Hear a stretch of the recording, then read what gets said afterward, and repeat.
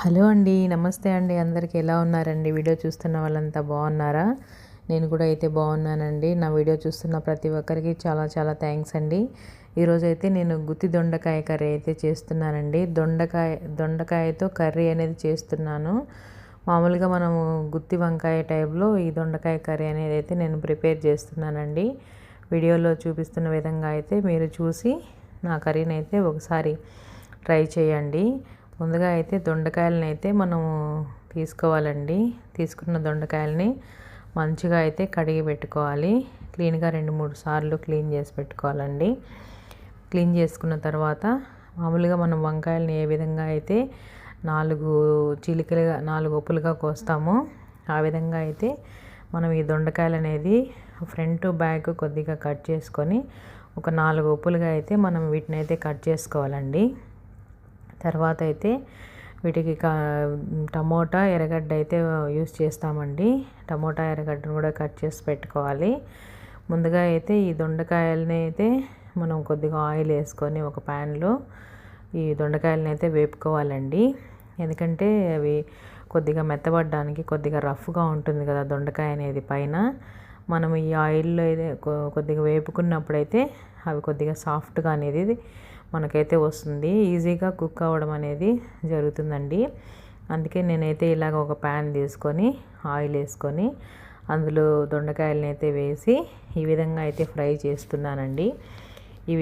ఈ దొండకాయలకు పైన ఉన్న స్కిన్ అంతా కొద్దిగా మామూలుగా ఉడికినట్లుగా రావాలండి. మనకు ఫ్రై అయినట్టుగా కనిపిస్తుంది. ఈ విధంగా ఫ్రై అయినాయి కదా. ఇప్పుడైతే మనల్ని ఈ దొండకాయలను అయితే ఇంకా మనం ఒక ప్లేట్లో అయితే తీసేసుకోవాలండి. ఇప్పుడు ఈ దొండకాయలు అయితే వేగిపోయినాయి. నేనైతే మరొక ప్యాన్ పెట్టి ఇందులో అయితే ఆయిల్ అయితే యాడ్ చేస్తున్నాను.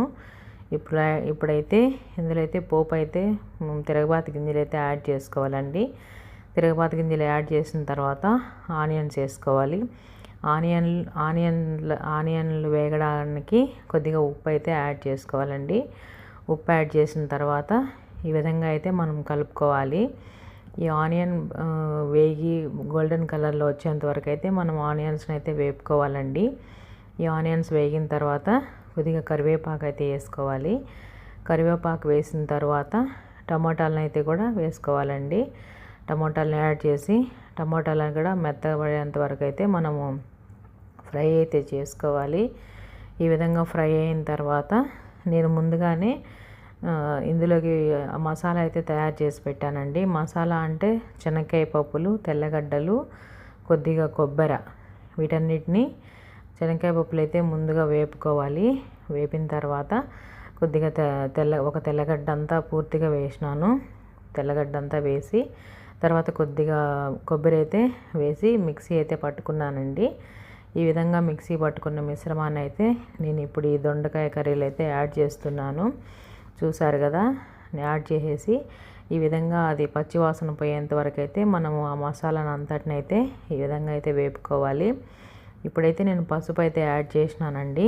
పసుపు వేసిన తర్వాత కూడా కొద్దిగా అయితే మనం ఫ్రై చేసుకోవాలి. ఇది ఫ్రై అయిన తర్వాత మనం కారం పొడి అనేది వేసుకోవాలండి.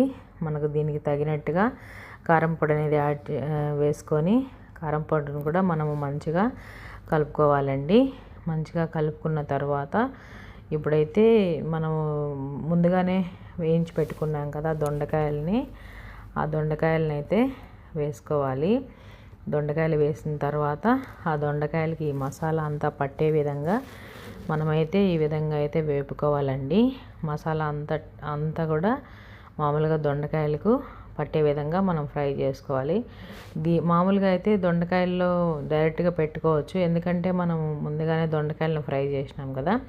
అట్లా కాకుండా మసాలా వేపుకొని తర్వాత దొండకాయలను వేసి ఈ విధంగా వేపుకుంటే దొండకాయల్లోకి మసాలా అనేది మంచిగా వెళ్తుందండి.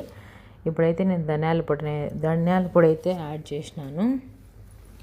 ధనియాల పొడి యాడ్ చేసిన తర్వాత ఈ విధంగా అయితే మనం కలుపుకోవాలండి.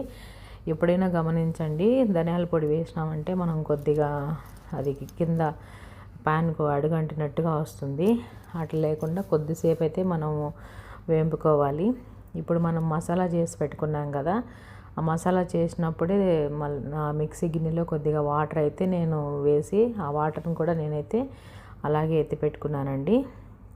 ఇప్పుడు ఆ మసాలాలో వచ్చిన వాటర్ని నేనైతే ఈ కర్రీలో అయితే యాడ్ చేస్తున్నాను. చూసారు కదా, కర్రీలో అయితే యాడ్ చేసి ఈ విధంగా అయితే ఫ్రై చేసుకోవాలి. ఓన్లీ ఆ వాటరే మనకైతే సరిపోదండి. నేనైతే ఇంకొన్ని వాటర్ కూడా ఎక్స్ట్రాగా యాడ్ చేసినాను. ఇప్పుడైతే మన కర్రీ అయితే ఈ విధంగా రెడీ అయిందండి. కర్రీ అయితే మంచిగా దొండకాయలన్నీ మంచిగా అయితే ఉడికినాయండి. చూస్తున్నారు కదా, ఇప్పుడైతే మనకు కర్రీ అనేది అయితే మనకు చివరిగా అయితే తయారైపోయింది. ఇప్పుడు ఇది వేడి వేడి అన్నంలే కానీ చపాతీలే కానీ చాలా బాగుంటుందండి. ఒకసారి ట్రై చేయండి. ఇప్పుడైతే లాస్ట్లో నేను ఈ కొత్తిమీరని అయితే యాడ్ చేస్తున్నాను. చూసారు కదా, చాలా బాగుంటుందండి. మీరు కూడా నా వీడియో చూసి ఒకసారి గుత్తి దొండకాయ కూరని అయితే మీరు కూడా ఒకసారి ట్రై చేయండి. మీరు చూసారు కదా, నా వీడియో మీకు నచ్చినట్లయితే లైక్ చేయండి, షేర్ చేయండి, కామెంట్ చేయండి. సంపూర్ణ రుచులు తెలుగు ఛానల్ని సబ్స్క్రైబ్ చేయండి, సపోర్ట్ చేయండి. ఒకసారి ట్రై. ఓకేనండి. Thank you. Bye bye.